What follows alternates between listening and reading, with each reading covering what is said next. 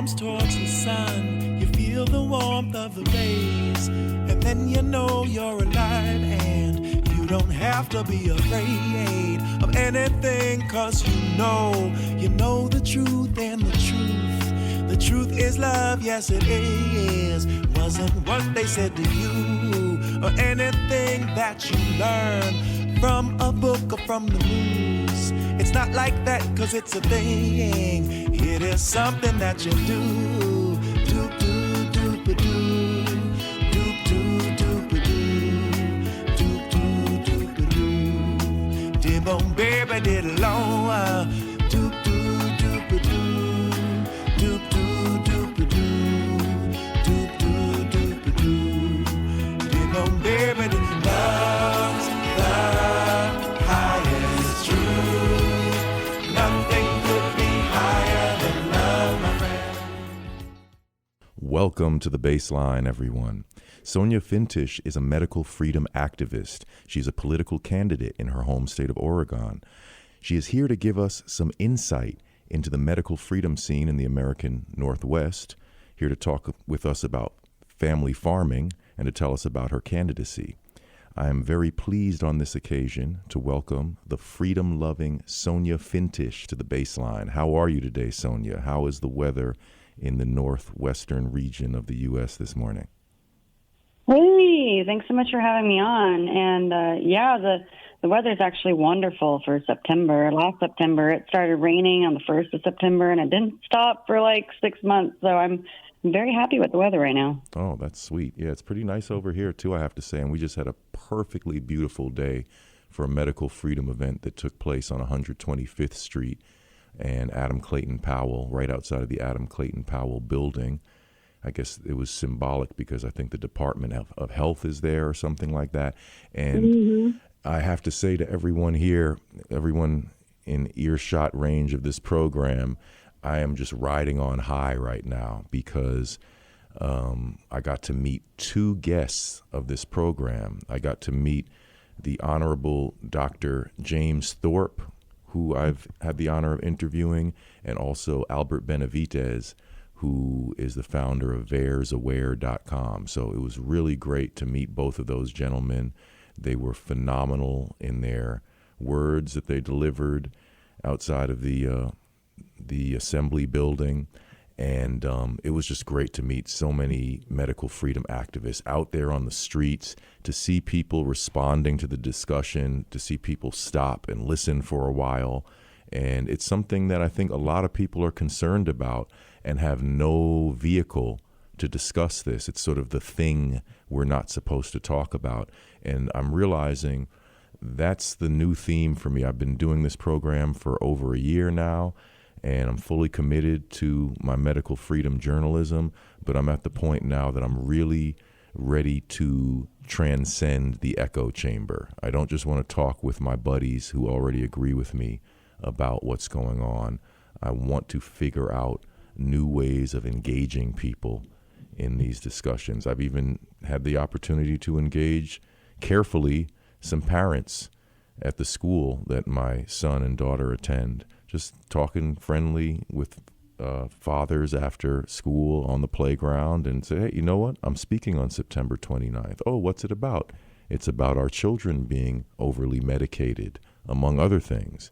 So we have to start breaking past the shyness, the hesitancy, pardon the pun, and start engaging in this critical discussion. So, Sonja, if you could, I'm so excited to get some perspective about what the mandate situation felt like, I call it the biosecurity state. What was the emergence of the biosecurity state like in Oregon, and how did it affect you personally, and how would you characterize where you are today as a state, as a region? Tell us about what you could tell us about medical freedom in the Northwest. Yeah, I'd love to. So I spent about 10 years on my family farm down in Southern Oregon. And then when my husband and I got married, we moved up to Portland. This is in 2019 for his business. And we're like, this will be fun. Like, Portland's a weird, funky city, but there wasn't anything like abjectly wrong with it. And so we move up there 2019. I'm pregnant. And then I'm due to have my third in that March of 2020. And, all of the stuff starts showing up. I remember the moment my husband came home and he was like, did you hear about this virus? And I was like, yeah, they do this every couple of years. There's swine flu, bird flu. They always do this. He's like, I think this might be different. Like, I think this might be a little more intense, at least from the state, right? And I've always been outside the system. None of my children have ever been vaccinated. My first was born in 2011, and I've gone through all the rabbit holes back then. But I had this perspective of, it's not my problem to go out there and tell anyone about what I'm doing. I made the right decisions for myself, my family, but I don't need to go out and, get on a soapbox to tell everyone about it. And people weren't really that receptive back then anyways. And so I kind of kept to myself. But we were in the city and, they did the first 2 weeks to slow down the curve or whatever silly thing it was. And we're like, okay, this is weird. And then I started finding all this research online back when you could, right before they shut all that down, saying that, hey, actually, the virus doesn't live on surfaces anymore. And I was like, this is great. Look, awesome. Science, let's go to the playground. And we go out to the playground and everything's caution taped off. Like, the city went completely so hardcore nuts. Everyone was washing their groceries. I didn't know what my neighbors looked like for 6 months because they always had masks on. And we didn't do any of that stuff. How did you survive? Sorry, go ahead. I basically freaked out. I basically lost my mind because I was surrounded by people that I didn't know. And that was the first year, and we were super isolated. We didn't know anyone up there. We had a brand new baby, and all of our neighbors are crazy people. And I'm seeing more and more science online, more information about it, and being like, wait a minute, everyone should be, cheering in the streets. Oh, it's not as bad as we thought it was. Awesome. Okay, right. Moving on. But no one was reacting to that. They were actually doubling down. And what the state was doing, and the Oregon Health Department was doing, was getting worse and worse and more oppressive, and people were just eating it up. So I was like, whoa, something is wrong. Yeah, right. And then I connected with a friend in, I think it was March of 2021. So it's been about a full year. And she was like, hey, by the way, I think all of this stuff is crazy, and we need to do something about it. Like, we need to do something. And I was like, what do you want to do? And she said, let's throw a rally. So we threw one of the first medical freedom rallies in Oregon City, so just outside of Portland. And we had 350 people show up, and we just made these little flyers and put them everywhere. I'd never thrown a rally. I was not politically active whatsoever. I'd never done activism. Wow. And neither had she. But we're like, let's throw this thing. And we met all these people that we invited them as speakers. And it was a wildly successful event. And I was like, wow, look at all these people that are sick of this. Let's keep doing it. And through that, I created a relationship with an organization that was coming up called Free Oregon.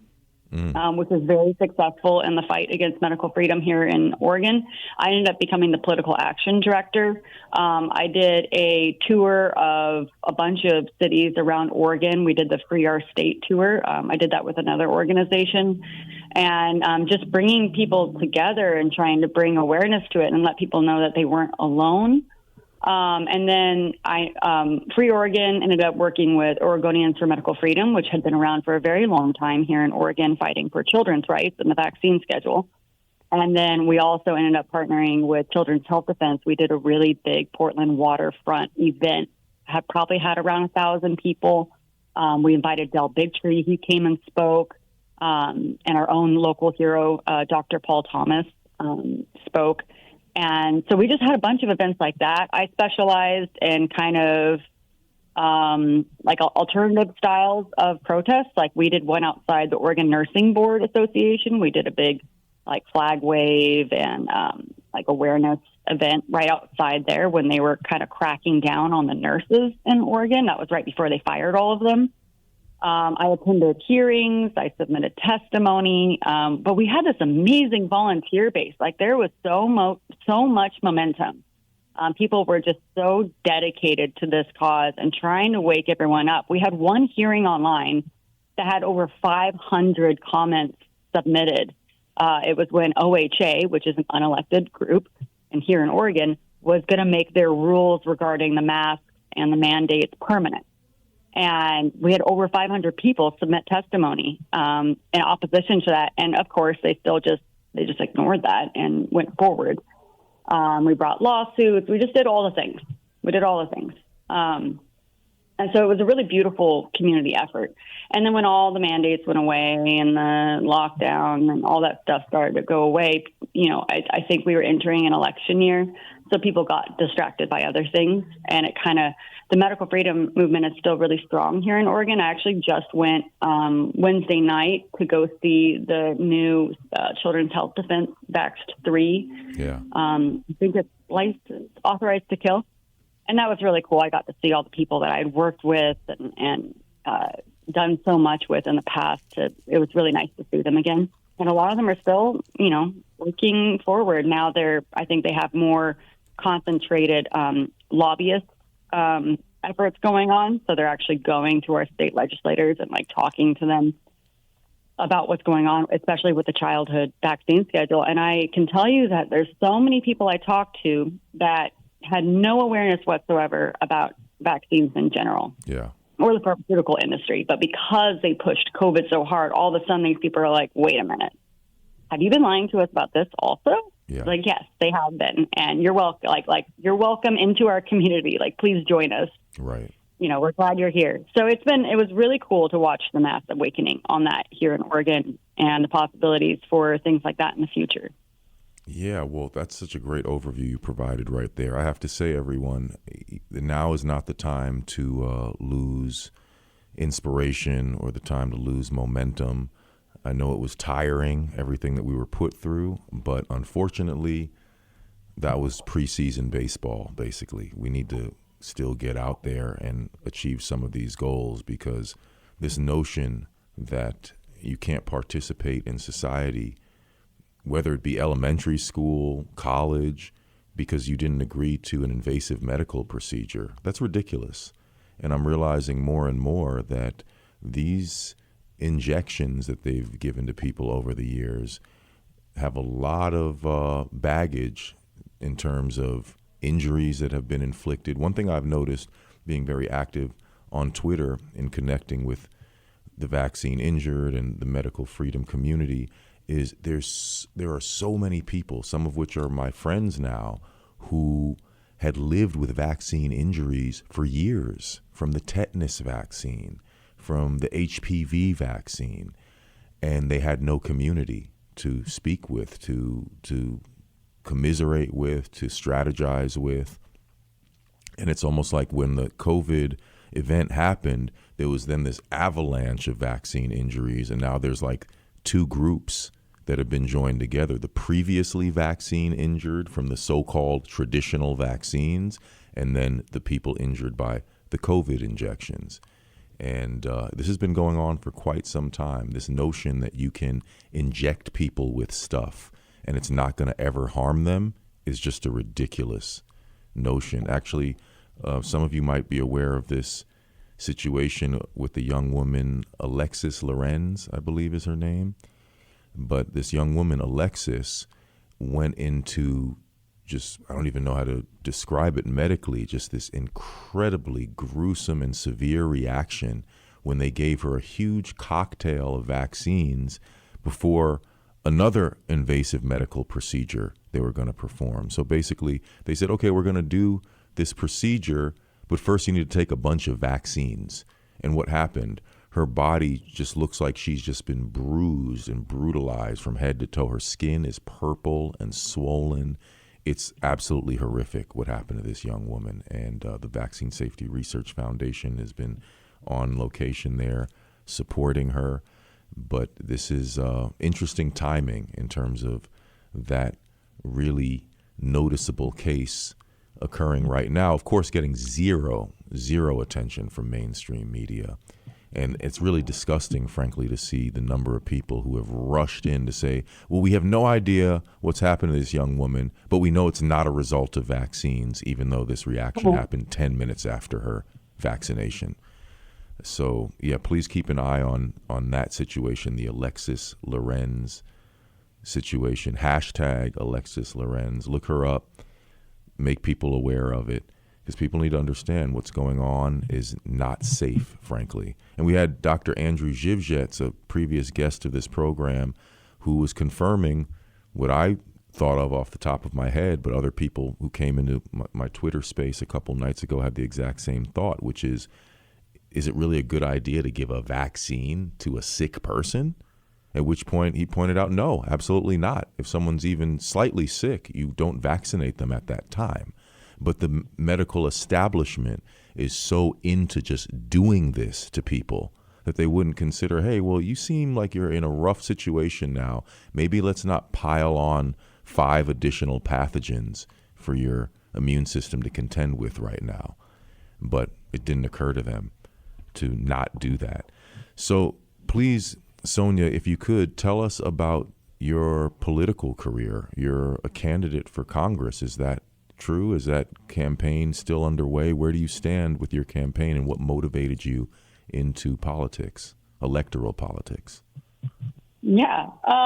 So I've always been in the background of things, especially since all the COVID stuff that happened. I got activated and worked on a couple campaigns, won a gubernatorial race, and then I was a registered libertarian for quite a while, and then I switched to Republican to work on this campaign for, I think, just a year or so, and then back to Libertarian.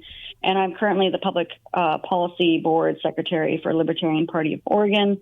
And then I went to the National Convention for Libertarian Party as a delegate. And through that, I realized that I wanted to get a little more activated, a little more involved. The ideology behind libertarianism really resonates with me, especially with all the other work I do with food freedom, food sovereignty, things like that. And it was brought up to me being like, well, there's this battleground race happening in your district, and it's a really great opportunity to kind of get out there and elevate the messaging that I'm trying to put out there. Because after the COVID stuff was kind of slowing down, and this election that I worked on that was just like a grassroots campaign, I was very burnt out and very just disaffected about the whole thing. And I started exploring the concepts of agorism and realizing that I was already really interested in all of that. And so I started applying that to my life. But the problem with things like that is, like you said earlier about the echo chamber, I bring up these concepts to people and they might not be that receptive or ready to hear it. Yeah. And so utilizing the wonderful messaging of a campaign to get more access to people and basically speak the language of politics. That's the way that a lot of people want to receive their information. They're more available for it, is if you're speaking in the context of politics and influencing politics through these ideas, people are more receptive and you can reach a much wider audience. So I have the opportunity to speak about liberty, and more people are going to hear that and be like, wow, that's an option? Like that's something that people are actually saying who are running for office. Like, I never considered that. And I had people talk to me all the time being like, wow, it's so refreshing hearing a candidate say these things, like even just very basic things to me, like, taxation and talking about how, the ending the military industrial complex. And you see all these libertarian ideas becoming more mainstream, actually, thankfully to Ron Paul and Vivek is saying it now, and the great Thomas Massey. I'm so grateful we have people like that pushing the Overton window a little bit. And so I ended up running for this seat, and the incumbent is a Republican, and this was a very hard won seat for her 2 years ago, because this has normally been democratically held. But she has been a huge disappointment to the conservatives here in Oregon. And I will say that, since this is a blue state, most of the libertarians seem to lean more to the right, more conservative, myself in particular. And so people are seeing how she's acting, and she is not representing the values of people, especially when it comes to war. She doesn't know anything about medical freedom. She doesn't know anything about, what it's like to try and raise animals to be able to feed your family here in Oregon, or what it's like for small farmers to have to keep up with all the regulations that are broad sweeping, And so it's been really interesting to be in this race and bring these ideas to the public view. We've been doing a lot of fundraising. We've been getting volunteers. We're going to be doing a door knocking campaign starting this month and next month at the very last of this campaign. Of course, I've been met with radio silence from the other candidates. Like, I'm not invited to the TV debates or anything like that, because the last thing you want is someone like me up there. And the Republican Party is very upset with me running against her, because basically I only need to take 2% and she's going to lose. Yeah. And I think that regardless of me running, she was still going to lose. It's a toss-up because she just doesn't have the backing of her constituents, because she's really been a letdown.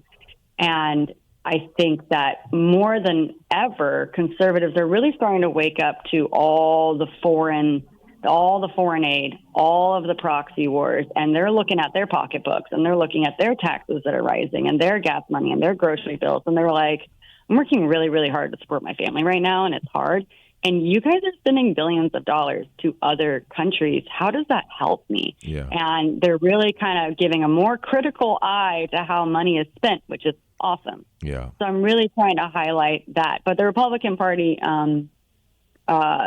sent a letter from their lawyer to the Secretary of State trying to kick all of the libertarians off the ballot. Wow. And then when that Cancel failed, culture. Secretary of State was like, we're not going to get involved in bylaws issues. They're trying to say our bylaws are incorrect. But, what their complaint is, like, they've been incorrect for 12 years, according to them. And it's like, oh, well, now you're going to do it, right? Because your candidate is being threatened, because you guys push really bad candidates. You run a good candidate, then we won't do this. We don't need to step in. Right. Give people an option that they actually want. And then when that failed, they went to the Attorney General, and they submitted another letter trying to get the Attorney General to intervene. And then I've been mentioned several times by our OPB, our NPR branch here in Oregon, about my race being threatening to the Republicans. So it's great free publicity, but the whole point is to influence people, and also to get the messaging out there and give people an option that doesn't gross them out, doesn't make them feel like they're voting from hate. There's a lot of that going on. It's like, I hate Trump so much, I'm going to vote for Kamala, even though I'm not super excited about her. Or I hate Kamala so much, I'm going to vote for Trump because, he's so bad. I would like people to be able to vote by, like, this person represents my values, and that will be reflected at the ballot box. Because even if I take 2%, if I take more, which I'm projected to take more than that, that's going to, that's huge. That's huge for a third party candidate, and for the people's will to be represented that way. And that makes an impact. That makes a duopoly shake in their boots. They do not want that to happen. And we're going to continue doing this. We're going to keep running excellent candidates every 2 years. And no one's going to be more than a one-term candidate, at least in this district, because we're going to keep pushing them out until they allow people to move up through the ranks who actually represent them. And if I won, which anything could happen, I have a lot of support. It's growing at a really rapid pace. That would be amazing too. But yeah, that's the status report on the campaign. Well, that's great. I commend you for the initiative that you're taking. More people need to take this sort of proactive approach. I'm totally disenchanted by electoral politics at this point, I have to admit. I won't go into my whole understanding of the cosmology of what we call the American political system. I'll just say, as far as the Democrats go, when they mandated heart attack-inducing, cancer-inducing, autoimmune disorder-inducing fake vaccines, after saying they wouldn't and couldn't, they ensured that I will never vote for them ever again, because they gave me very, very little, actually nothing, come to think about it, when I voted for them as a lesser of two evils choice in my mind. And then they turn around and basically commit what I consider an assassination attempt against me and my family, telling me I can't return to work if I didn't take dangerous experimental drugs. I consider that beyond the pale, and I take it literally. I take it like a knife was pulled on me. I have no idea why on earth you would vote for someone who said you have to take dangerous experimental drugs to participate in society. We knew these politicians were pretty crappy, but that's beyond the pale. That's too much. And as far as the Republicans go, I'm not going to fall into the same trap in reverse. I'm not going to vote lesser of two evils again just because I'm scared of these people over here. But actually, there's nothing you've said to me that resonates with me. I don't hear any of these people talking about clean air, clean water. Hey, how can we make sure that every city, every town has a good, up-to-date water system with no fluoride in it? How can we support the farmers in this country? How can we support the teachers in a real way? I don't hear any of that conversation. So if these people aren't involved in actually trying to improve our lives, why do we support them? Why? Why are we enhancing them and their political aspirations? And then when they turn around and give us nothing, we continue to support them? I mean, Malcolm X had a comment about that. He basically said, well, that makes you a chump. If you supported someone, they turned around and gave you nothing, you continue to support them, well, that's what we call in politics and in life a chump.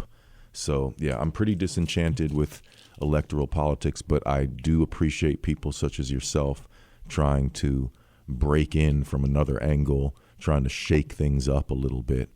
And I commend you for that. I would like to, speaking of clean air, clean water, clean food, I would love now to get into this great conversation that you're so well versed in, which is clean food, family farming, organic farming. I guess by nature, if you're not dumping a bunch of chemicals onto your food, well, then it's organic. But please tell us about this food revolution that you're a part of, that hopefully more of us can be a part of. And also touch on what you say in that brilliant pinned tweet on your Twitter page, where you mentioned that actually farming for yourself to make your own food is not actually a great way of saving money. It's a little bit more expensive than you might think if it's done well, but it's for other reasons that you're motivated to grow your own food. Please tell us all about that world, which is unfamiliar to city dwellers such as myself for the most part. Yeah, so my family started their farm about 13 years ago, I think. Yeah, down in Southern Oregon. It's Helios Farms. You can find them at hfpma.com. And we were motivated by we went through several years of extreme discovery. It started with the birth of my son. So the farm is named after my son. And we started, we got really into high dose vitamin C, and then that rabbit hole opened up, raw milk. And my mother's always been lactose intolerant, like brutally lactose intolerant. But we heard something through the Weston A. Price Foundation that the reason why people are lactose intolerant is they're lacking the lactase enzyme in their gut to be able to process milk, probably due to all the interventions and the pasteurization, all the gnarly stuff that's happened with milk in this country for a long time. And so we tried the milk, and she realized that she could drink it because it's amazing. With raw milk, it has the lactase and the lactose enzymes intact. And as soon as you pasteurize it, lactase enzyme's gone. You're just left with the lactose. If you don't have the lactase enzyme, you can't digest the milk. So we're like, wow, it's amazing. We didn't know that. We've been lied to. And you know how that goes. You just start pulling that thread and everything starts to unravel. And so Then we're like, let's look at the meat. What are they putting in our meat? How are they raising the animals? We've never thought about this before. And we're just like, wow. And I was raised with organic food. We raised some pigs and stuff, but it just wasn't like at the forefront of our mind. And so with the raw milk, we saw the effect it was having on the community and how much people wanted it and people need it. And we started meeting families of especially children, families with children with developmental disorders or autism or extreme eczema, and that were benefiting from getting this really clean food. And it became these amazing relationships that were combining health and food. And we realized, wow, this is the real health insurance plan for people. Ditch your health insurance, invest in food, and you can benefit your whole family. And so, and then that, of course, went even deeper into medical freedom and vaccines, because we were seeing the damage that was happening to the people's microbiome and their guts, starting at a very early age or even in utero, and people being able to reverse things and heal themselves. So we're like, wow, this is a divine path to be on. This is really, really important. And so we started the farm. I think right now we're milking about 17 cows. I don't think I could even count how many hogs we have. They're all pastured. We don't feed soy. We don't feed corn. We have an in-house butchery, but the farm is not in the public domain. This is a private farm with private membership only. And then the PMA is actually operated with the umbrella of a ministry called the Orthomolecular Garden Church that my family also started. And so we don't sell retail. We don't sell to the public. We are entirely private.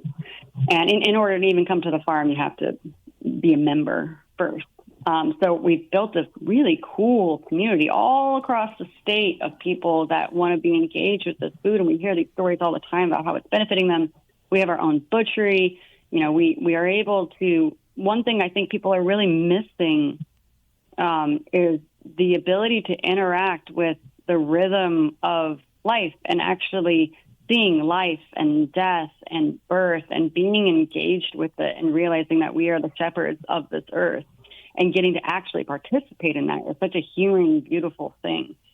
So that's what my family's been doing for a long time. And my Twitter post about the Liberty Carrot video, as it's referred to, I had this realization that there is this edge of rebellion to doing things like this. We don't have to do this. And it is like growing tomatoes for yourself. It's very expensive. It's, you buy the seeds and then you have to, take the time to make your own compost or bring in the animal manure or whatnot. And then all the time invested in watering it and caring for it. And it's not about trying to save a few bucks. It has a much deeper meaning to that. Like, for one, it's just healing to engage with nature that way. But also, the government does not want you to be able to provide for yourself, and even more, they do not want you to provide for your community. That's why they have so many regulations. If you want to produce food for yourself, if you want to raise some hogs and you want to harvest them and eat them, they don't really care. Government's not going to intervene. They're like, that's just one person, that's fine. But when you start trying to feed your neighbors, that's when you get in a lot of trouble, because the last thing they want... the Black Panthers. Exactly. And that's the same type of community network. And as soon as you start building that, that's when they look at you and that's when they come after you, because they cannot have a resilient community being able to provide for themselves outside the system. And that's where agorism comes in, right? It's called? It's called the threat of a good example. Yeah. That's good. Yeah. And so that's really what we're building here. That's what it means to grow your own food. And I always caution people, though, that there's this myth that we've been sold of like, oh, just go buy some farmland or a cabin in the woods, far away from everyone, provide for your own stuff, and just say, start sprinkling seeds all over the place, right? But that's isolation, and you cannot do that. You cannot survive or thrive on your own. You must have community. You must have a network. No one ever did it all on their own back in the day. You would die.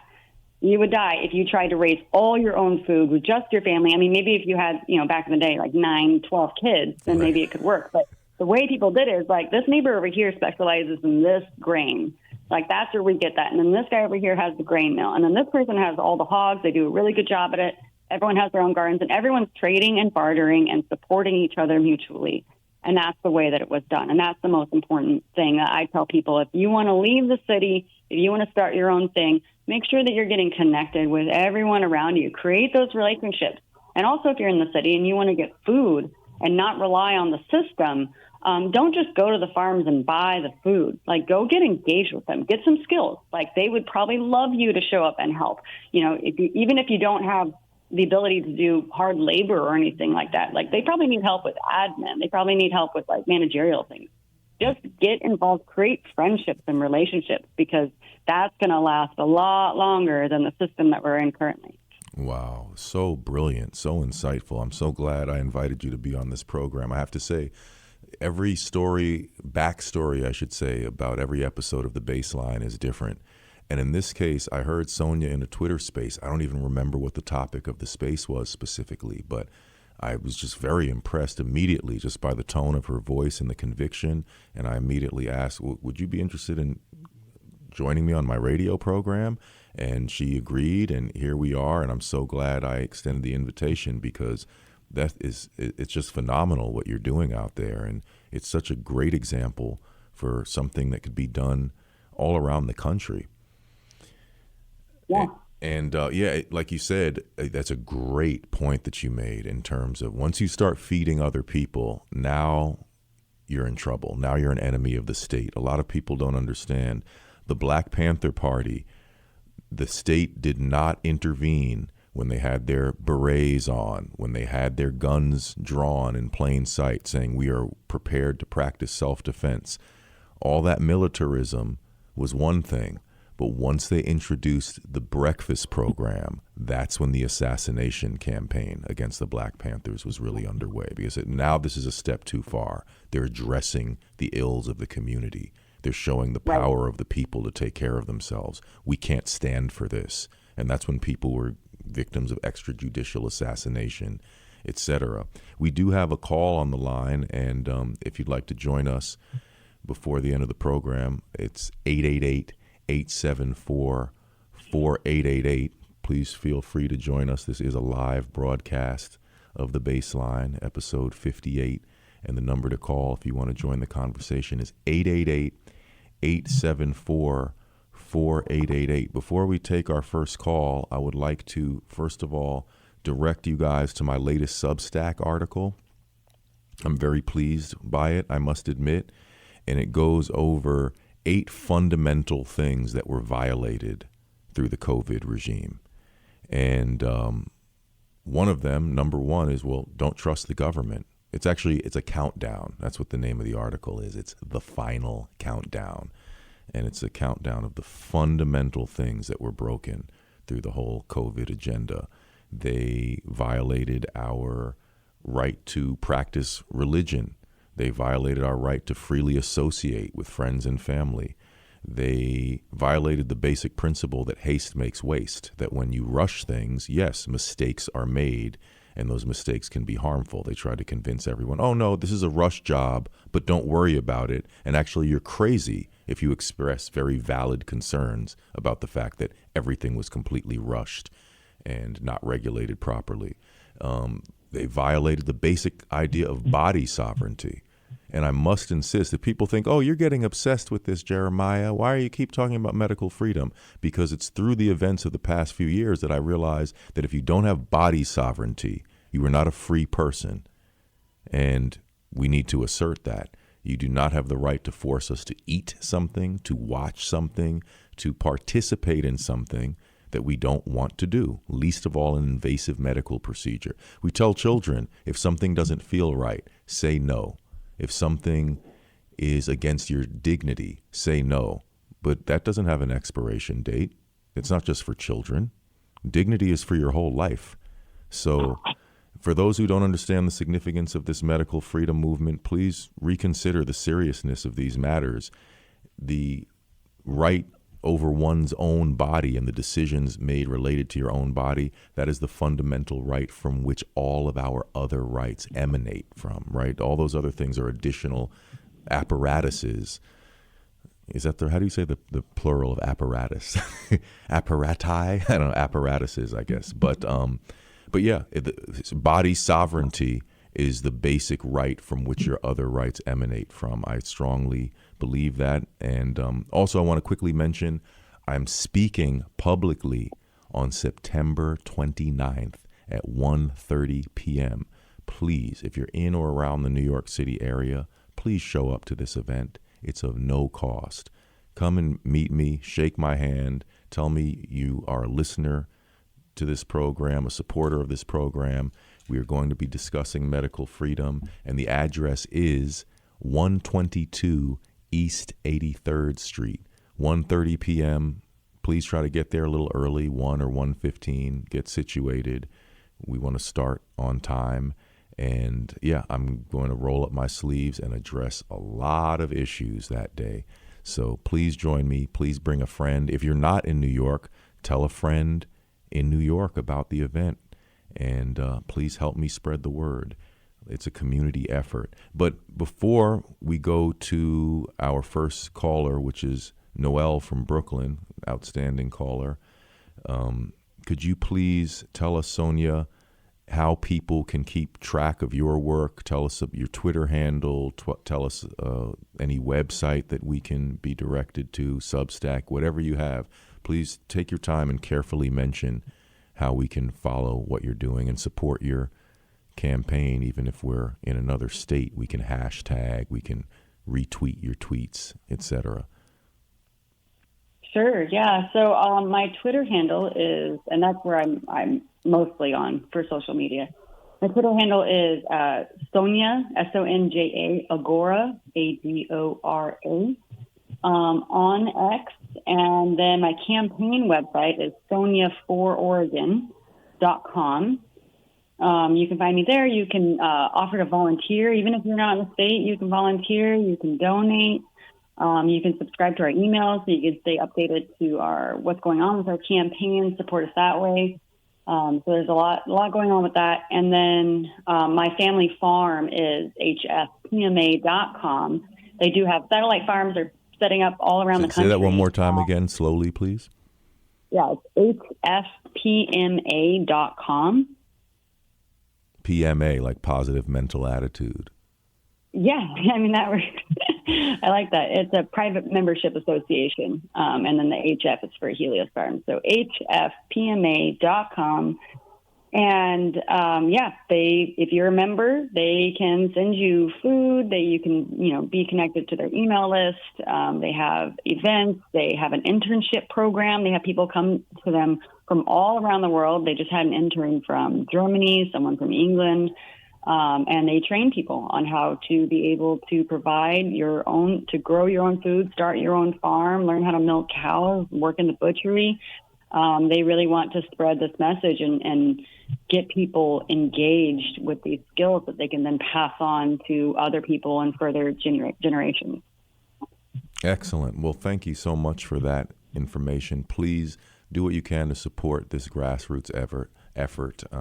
Sonja is clearly taking the initiative, and I firmly believe when someone shows leadership in a positive way, let's rally around that person.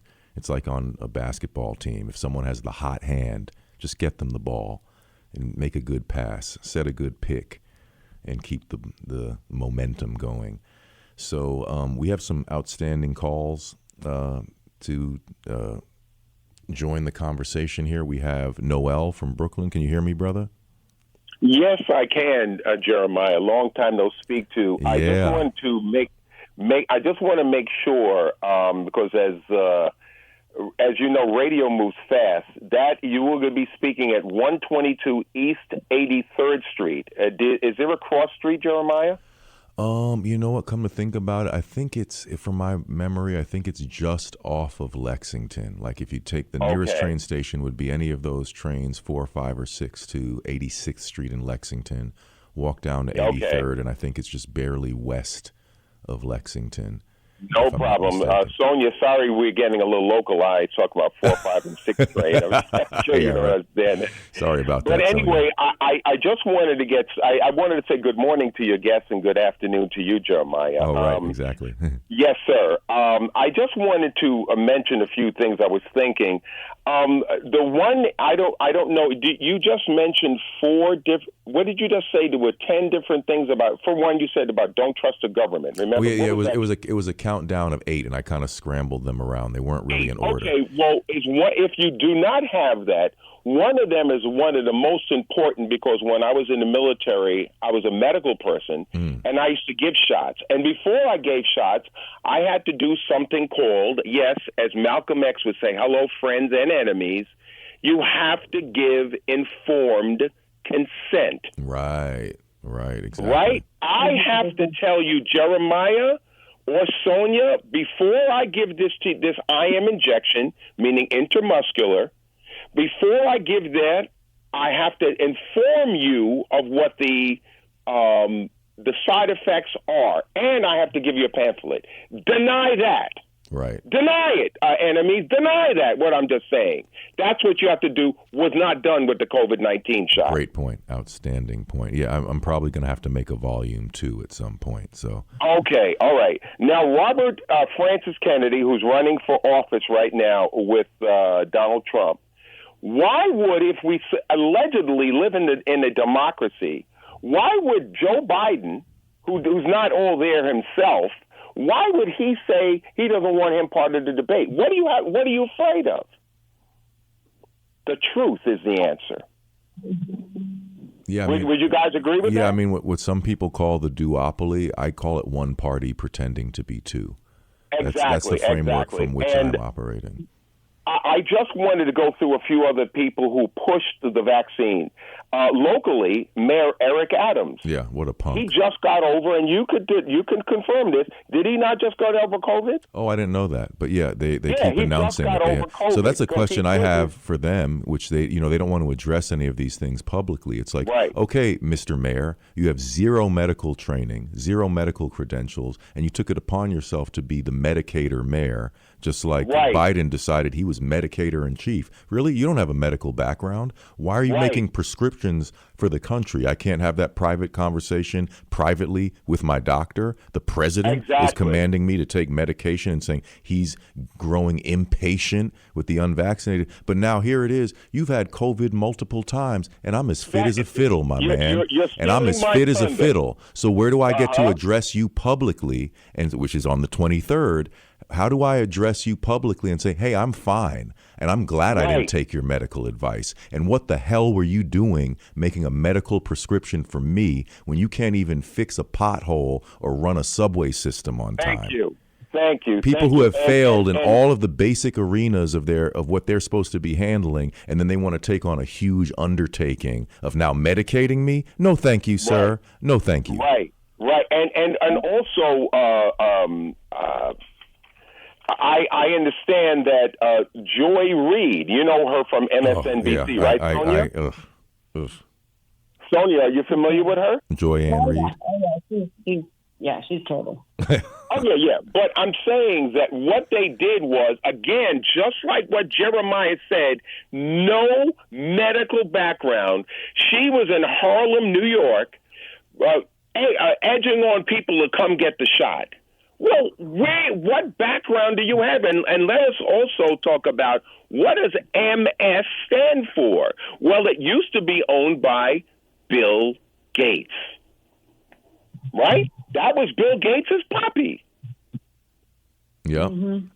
Right? Who's down for corruption in the tech world, so he decided to now reinvent back to the himself. Presidential campaign, because I know we're getting close to the top and there's other people want to call in. Yeah, there's a couple. Do you ever notice that either one of the sides, and voting for Kamala Harris, in my opinion, you're voting for national vaccinations if you vote for her. Yeah. Also, too, do you ever notice that, please excuse me because I don't even follow, what's the vice president under Trump's name? What's his name? Vance. Vance, right. J.D. You notice they talk about feeding, and by the way, the story was a hoax about the Haitian people eating cats and dogs and stuff like that. Well, if you gave us more money to do things, well, maybe we wouldn't have to do that, instead of spending it on Israel and on the Ukraine. Well, lastly, not stealing our money in the first place. Say it again, Sonja. You kind of got cut off in there.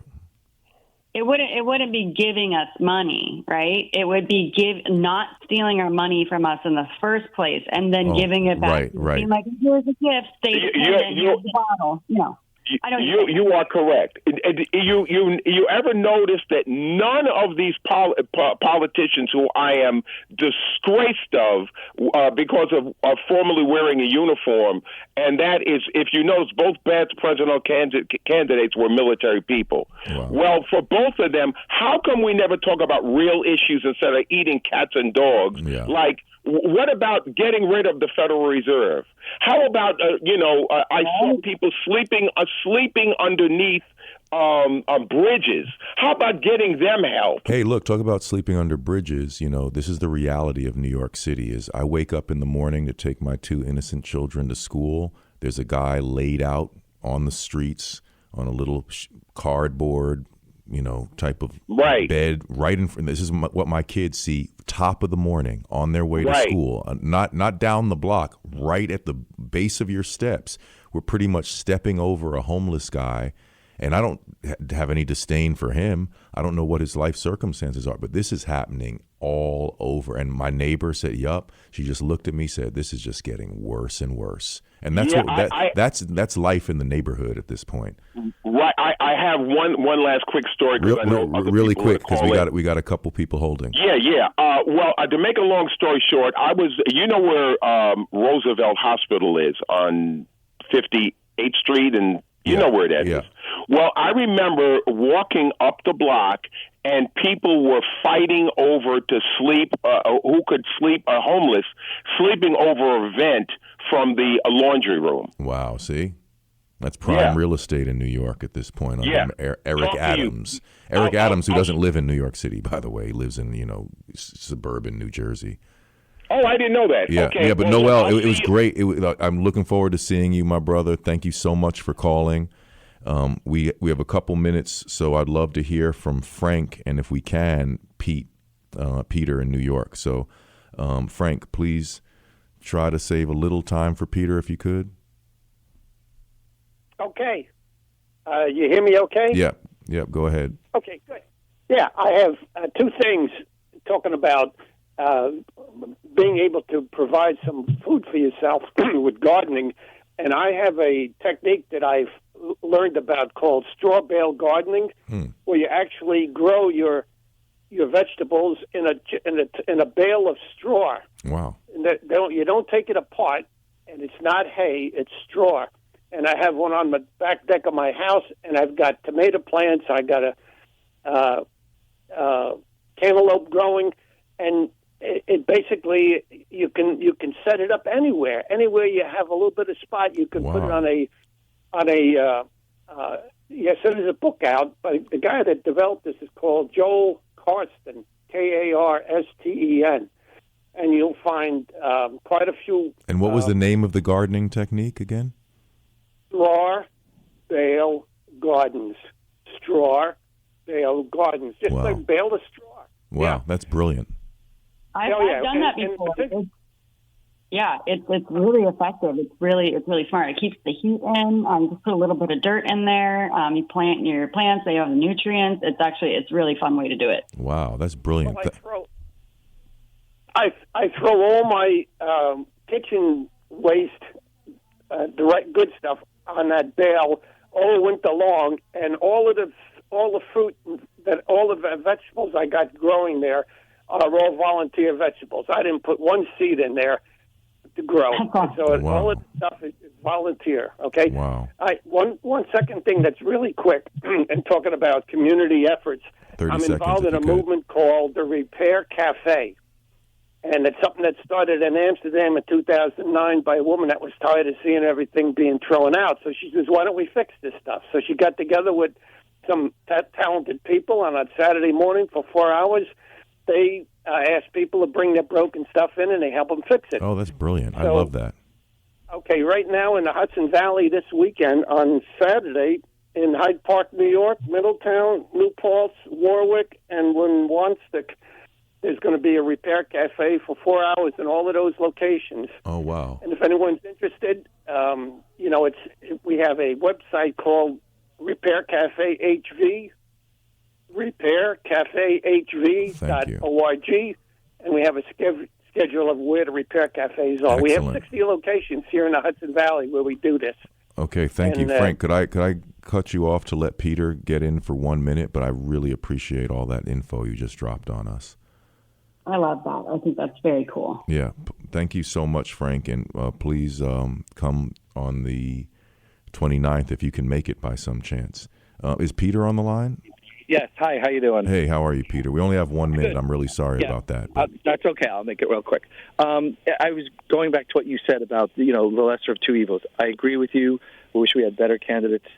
But one thing that I think Trump is trying to do, he is bringing in Kennedy, who did talk about vaccine injury and clean food. And so, I mean, I think that's, I'm not sure if you're aware of that Sure. He was trying to bring that person in and have those people address it. And then so that was just it. I mean, that's a fair point. I kind of agree with Catherine Austin Fitt's assessment of Trump. And I don't want to sway anybody. I'll get into my deeper political feelings about our political system after the election, because I don't want people to try to cut my throat when I don't, comply with their worldview. But my problem with Trump is the father of the vaccine business. He refuses to acknowledge vaccine injury. He absolutely refuses it. He changes the subject anytime he's been confronted on it. Kennedy is that? Yeah, is one of I hope so. points, I don't put a lot of faith in the promises of politicians, to be honest with you. I don't disagree. They say one thing. Go ahead, do Sonja. another. I think that the coalition building that's happening right now between parties, you have Tulsi Gabbard, you have RFK involved, you have Vivek, who's pretty close to libertarian at this point, and also Trump, when he spoke at our national convention, he said, you guys, vote for me, and I'm going to put a libertarian in my cabinet. That's huge. That's a really threatening way to break down the duopoly. And yeah, Trump totally blew it on the vaccine stuff, and he still is. However, this is a really interesting coalition thing that's happening, which causes a lot of influence from a lot of people, and it could pave the way for some really interesting, good things for us. Right. Because I haven't seen that happen. Right. Well, thank you so much, Sonja Feintech, for being my guest this morning for you, afternoon for us. You are phenomenal. We wish you luck in everything that you're doing. Please stay in touch. And thank you so much for joining us on the Bassline. Thanks to those who called in. Please check out my Substack. I would love if you guys jumped in there and just hit me with a few likes. It's it's a labor of love, and every little bit of encouragement goes a long way. September 29th, please meet me on 122 East 83rd Street. We are officially out of time, but thanks again, everyone. Have a beautiful weekend and keep up the great work, Sonja. We're very impressed with what you're doing. Thank you so much for having me on. Thank you. You don't have to be afraid of anything, 'cause